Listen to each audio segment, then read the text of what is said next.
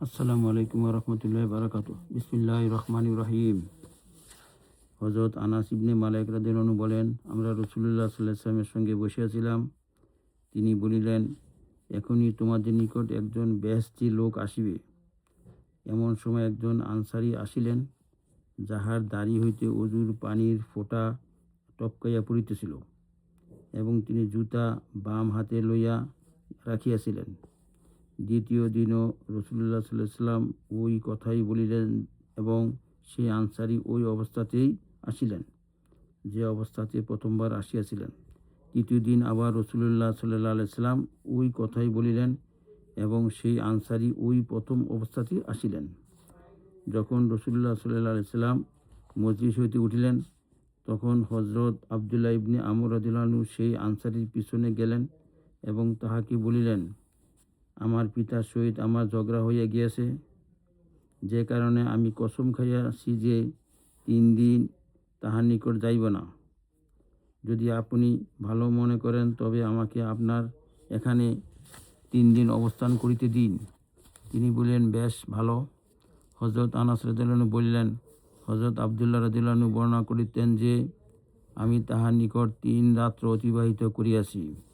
আমি তাহাকে রাত্রে কোনো ইবাদত করিতে দেখি নাই। তবে যখন রাত্রে তাহার চোখ খুলিয়া যাইত এবং বিছানার উপর পার্শ্ব বদলাইতেন, তখন আল্লাহ তাআলার জিকির করিতেন ও আল্লাহু আকবার বলিতেন।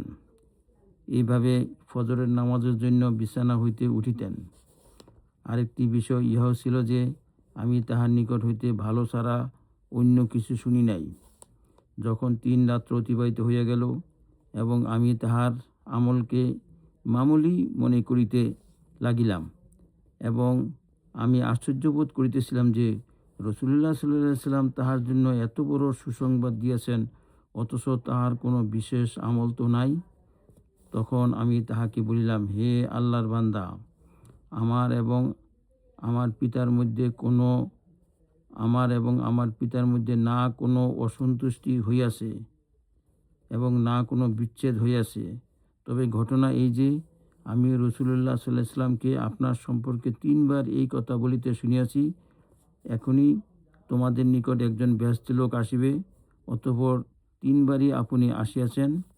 তখন আমি ইচ্ছা করিলাম যে, আমি আপনার এখানে থাকিয়া আপনার বিশেষ আমল দেখিব, যাহাতে ওই আমলগুলির ব্যাপারে আপনার পদাঙ্ক অনুসরণ করিয়া চলিব। আমি আপনাকে বেশি আমল করিতে দেখি নাই। এখন আপনি বলুন, আপনার ওই বিশেষ আমল কোনটি, যাহার কারণে আপনি এই মর্তবায় পৌঁছিয়াছেন, যাহা রাসূলুল্লাহ সাল্লাল্লাহু আলাইহি ওয়াসাল্লাম আপনার সম্পর্কে বলিয়াছেন। ওই আনসারী বলিলেন, আমার কোনো বিশেষ আমল তো নাই। এইসব আমলই আছে যাহা তুমি দেখিয়াছ। হযরত আব্দুল্লাহ রাদিয়াল্লাহু আনহু বলিলেন, আমি ইহা শুনিয়া রওনা দিলাম। যখন আমি ফিরিয়া চলিলাম, তখন তিনি আমাকে ডাকিলেন এবং বলিলেন, আমার আমল তো ইহাই যাহা তুমি দেখিয়াছ। অবশ্য এই কথা এই যে, আমার দিলের মধ্যে কোনো মুসলমান সম্পর্কে বিদ্বেষ নাই, এবং কাহাকেও আল্লাহ তাআলা কোনো বিশেষ নেয়ামত দান করিয়া থাকিলে ইহার উপর আমি তাহাকে হিংসা করি না। হযরত আব্দুল্লাহ রাদিয়াল্লাহু আনহু বলেন, ইহাই সেই আমল যাহার কারণে আপনি ওই মর্তবায় পৌঁছিয়াছেন, আর ইহা এমন আমল যাহা আমরা করিতে পারি না।